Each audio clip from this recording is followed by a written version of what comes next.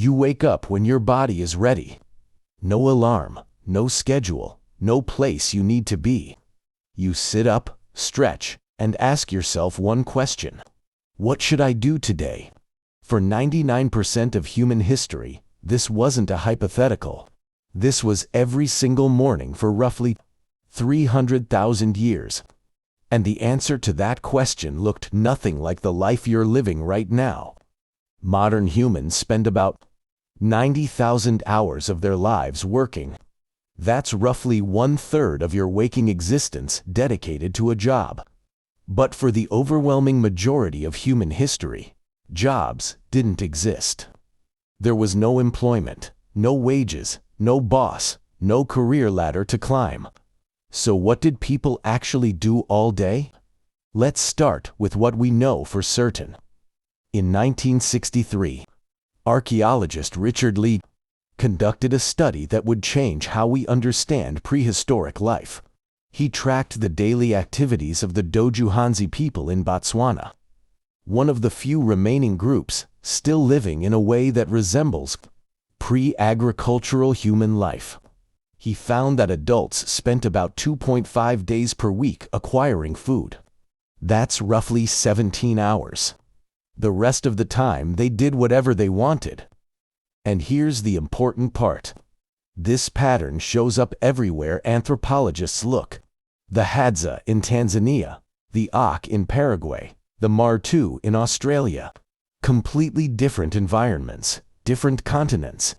Same result. About 15 to 20 hours per week spent on survival activities. For context, you probably work twice that. Now, some of you are thinking, but those are modern people. How do we know ancient humans lived the same way? Fair question, and the answer comes from bones.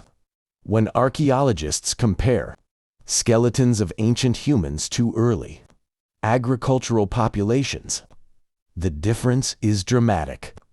Farmers were shorter. Their bones show signs of nutritional deficiency. Their teeth were riddled with cavities from grain-heavy diets. They had arthritis in their spines from repetitive labor, and they died younger. Ancient human skeletons, taller, stronger, healthier teeth, less joint damage. Their bones tell a clear story. They were doing less repetitive physical labor, not more. But the most fascinating evidence comes from something archaeologists found that shouldn't exist if survival was a constant struggle. Art. In 1994, explorers discovered Chauvet Cave in southern France. Inside were paintings created roughly 30,000 years ago. Horses, lions, rhinoceroses rendered with perspective, shading, and movement. These weren't crude stick figures. This was sophisticated art that required skill, planning, and most importantly, time.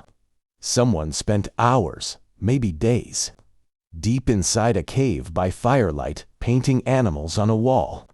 Not for survival, not for food, for beauty, for meaning, for something to do.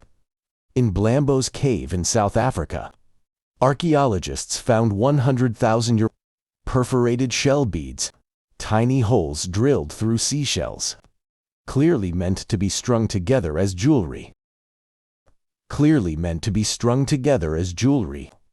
The nearest coastline was 20 kilometers away. Someone walked 40 kilometers round trip just to collect shells, then spent hours carefully drilling holes with stone tools just to look good.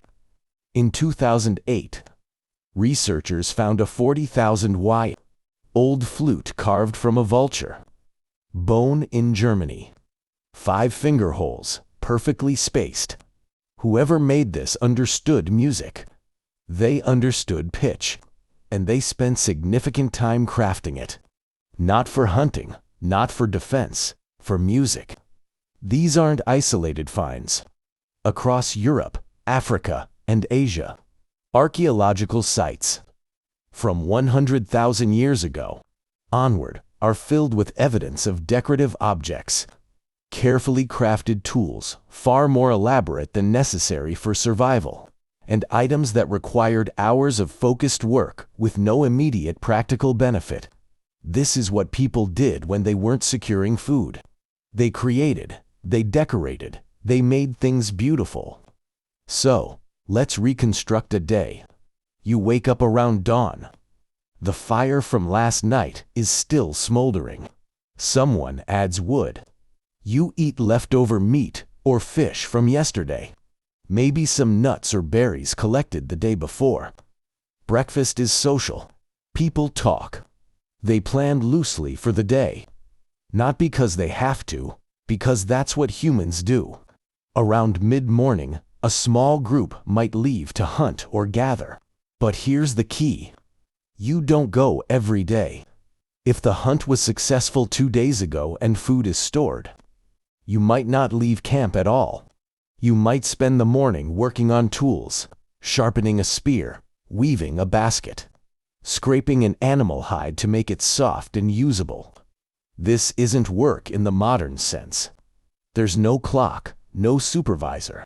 You do it because competence matters, because being skilled earns respect, because making things well is part of being human. If hunting happens, it's not the frantic chase you see in movies. Humans are persistence hunters. We track animals at a steady jog for hours until they overheat and collapse. We're the only species that can do this effectively. Because we can sweat and regulate our body when your body is ready. Temperature, while no alarm, running, no schedule, most animals, no place you